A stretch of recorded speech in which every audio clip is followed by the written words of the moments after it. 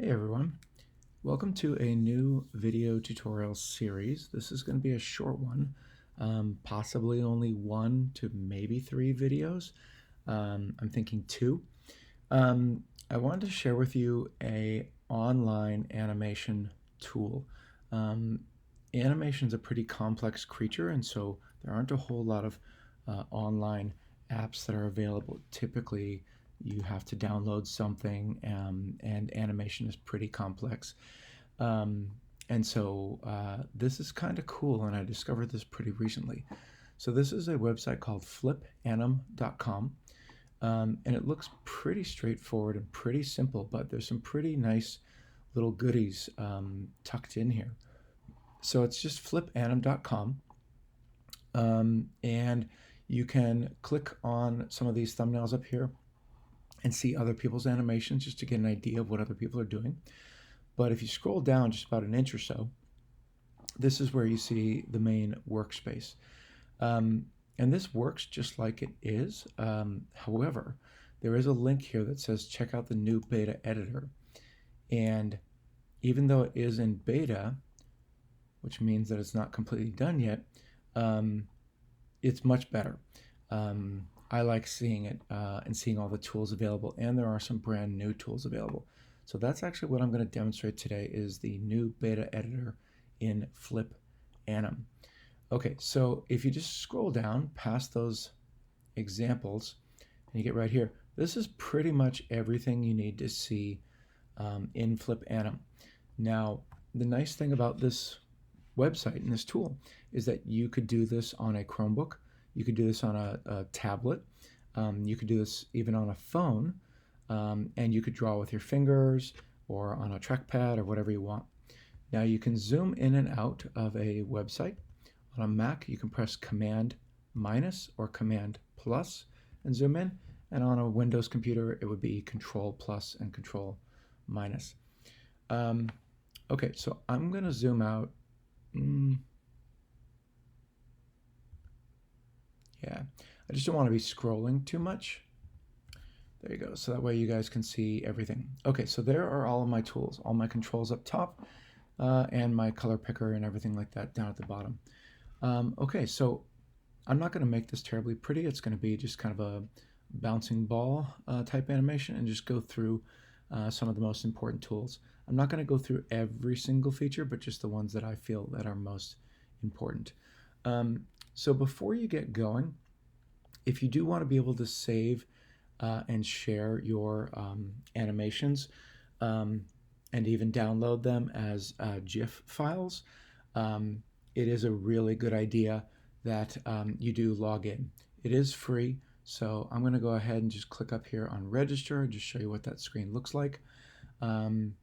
So they ask you to come up with a username, not your actual name, a password, and an email address. So I'm going to pause my video, create my account, and I'll be right back. Okay, so creating an account, it was a little bit bumpy. There was one problem, but it did actually work, so that's the good news. So if you are creating an account like I just did, when you hit register, mine did come up to a blank white screen and it said that it had a problem and that it didn't occur. But in fact, I then went back to flipanim.com, clicked on login, typed in my information, and in fact it did work. So it looks like it doesn't work, but for me it actually did work. And here's my account. There's my username. They give you this little avatar here, and you can see that I am logged in. So it looks like it did work.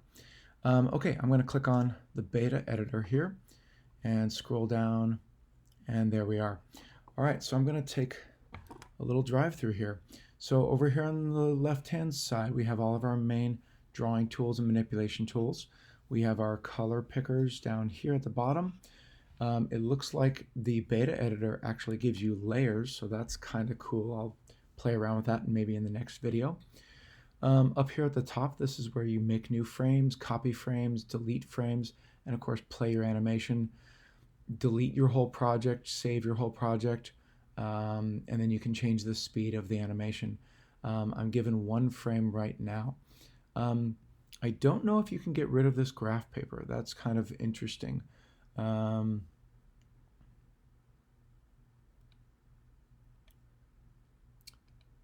yeah, it, okay.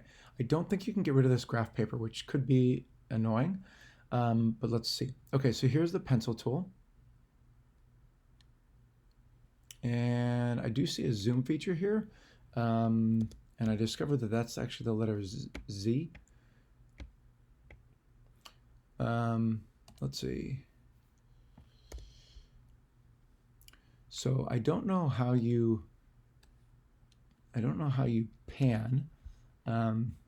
Here's undo right underneath the zoom, so that's good. So if you zoom, it zooms right in, but I'm not sure. Oh, there we go. So when you zoom, this tool becomes active, and then you can basically click and you can pan. Okay, so you'll see a close-up of the zoom of the pencil tool. It's got a little bit of a texture to it.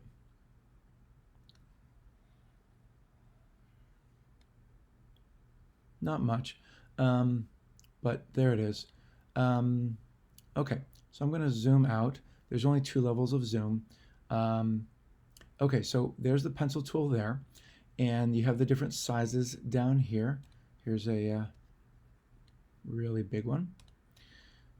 Okay, so then we've got the eraser tool, pretty straightforward. Again, here's the size. Again, you can change the size. That erases nicely.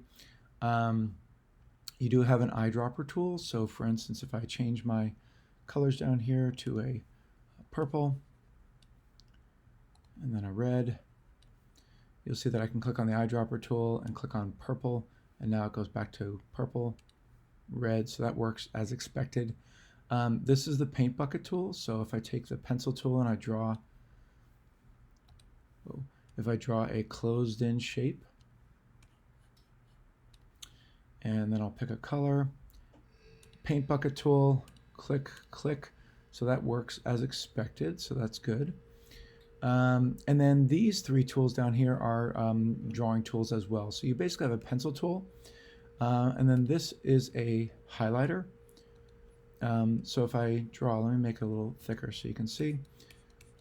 So if I draw, it doesn't look much different than the pencil tool, except when you actually go over something, and you'll see that it does, like a highlighter, it is semi-transparent. So that's kind of cool for maybe doing shadows and things like that for characters in your artwork. So that's pretty neat. Let's do a blue one just so you can see it. It's kind of interesting. You'll see that when I do a blue highlighter and it goes over the yellow, it does make green. So that's kind of a cool combination there. I wish there were tool tips so you could actually discover what these tools are called. Unfortunately, there aren't. So this tool here draws only where there is existing paint. So if I click on it and I draw out here in an open space, you'll see that it does nothing. Let me choose a new color. Let me choose this dark color here. And if I paint out here, nothing. But if I paint inside here, you'll notice that it only fills in where there's existing paint. And at first, this might seem like it doesn't serve a purpose, but I think it's a really cool idea. So let me show you what I might use it for. So if I had a character head and a neck, real quick like, and if I wanted to do a shadow, if I wanted to pick a gray shadow, I could choose this tool here, and again, I'm not sure what it's called, but I could basically just draw. Oh yeah, it's only going to go, it's a recoloring tool. That's what it is. It's only going to go in here and draw that there. So yeah, so it's basically meant for recoloring things. So sorry, my example's not very good. So if I were to go in here and I were to color in a shadow, and I'm not going to be very careful here, just for time's sake, if I went in and I colored a neck shadow for this character here, and then I decided, oh, I don't want it to be that dark color, I could choose this lighter gray, choose that recolor, and I could just go over this. And the cool thing is that I don't have to be as careful because it will just recolor over existing paint. And it won't go outside the lines, essentially. So there we go. So that's pretty cool. If I wanted my outline of my character to be red now, I could choose red, choose a really big brushstroke, and look how fast that is. So it's great for recoloring. So that's pretty handy. The last drawing tool, and this looks like a paint roller to me. And you can see that's exactly what it is. But what it's doing is it's kind of got some unexpected results. It's painting underneath these old marks, and where I overlap, you'll see as I overlap, it comes in and it kind of has a build-up effect, which is kind of interesting. I don't know if I like it. Let's see if I switch colors here. Yeah, so I'm getting this kind of weird color effect. That could be good for special effects, I guess. I don't know. I'm gonna have to play around with that to see. Okay, so again, I have undo. I'm trying to think, let's see. Okay, so I want to think of, if you want to get rid of this whole thing, do I have to go to the eraser and select the big size eraser and manually erase the whole thing? So down here in the bottom right hand corner, you've got a little garbage can, but you also have a garbage can up here in the top left. So if I click down here in the bottom right hand corner, it says you want to clear the selected frame, and that's exactly what I want. And it says it can't be undone. So if I tap OK, it basically just clears your drawing, which is exactly what I want. Now, what would happen if I clicked on this garbage can up here? So if I've got that there and I click on this garbage can here, this is going to remove all frames. So this is basically going to clear your entire project. So just be very, very, very careful about both of those. Okay. All right, so I'm going to go ahead and do a little bit more here. So let me go ahead and just get a little smiley face in here.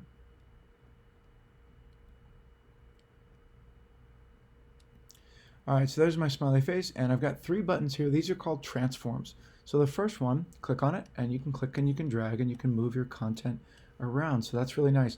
And that is only in this brand new beta editor, so that's very cool. The next one, as you can probably guess, is a rotate feature. And it's interesting to tell, okay, so it rotates based on where your mouse pointer is. So if I put my mouse pointer right here in the center and I rotate and click and drag, you'll see that it will rotate from where I did. So that's pretty cool and works the way you expect it to. And then the last one is a scaling or resizing. So you basically click and drag and it will scale your artwork up or down based on where you drag. So if I tap and drag right here where the neck would be, you'll see it scales from the neck. So that's kind of a cool built-in feature. Even though it doesn't show you a dot or anything like that, it's still really cool that it works like that. So you kind of have to decide. There are no selection tools in this drawing program. So you can't. So if I had the whole drawing of the character, like let's say I had a little body here and some little legs.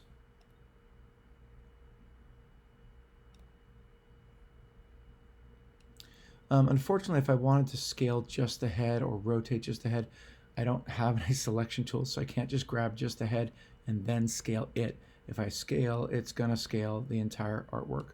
So you might have to do a little bit of redrawing. But again, it's free, it's online. What are you going to do? Okay, so those are mostly, that's pretty much every single tool over here.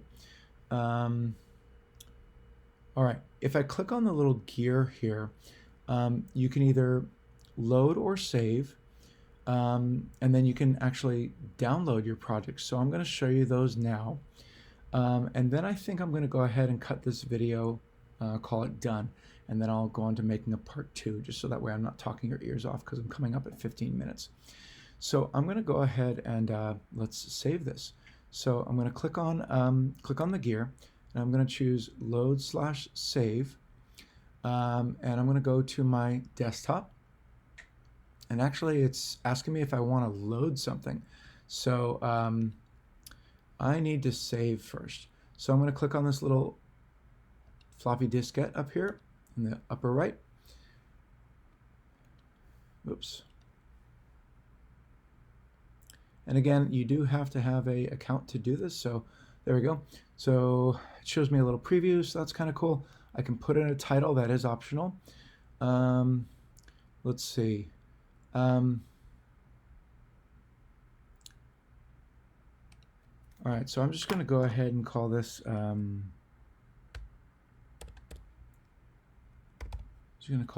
demo part 1. Okay, and I don't see anything that says save, just upload and cancel. So I got to click on upload and click on continue, and there we go. So that should now save it to my account, in which case I can come back anytime later and on any device, and I should be able to do this. Okay, let's see if I go to my account. You'll see that I do have one animation here, even though there's no animation actually going on. And then I can click on it.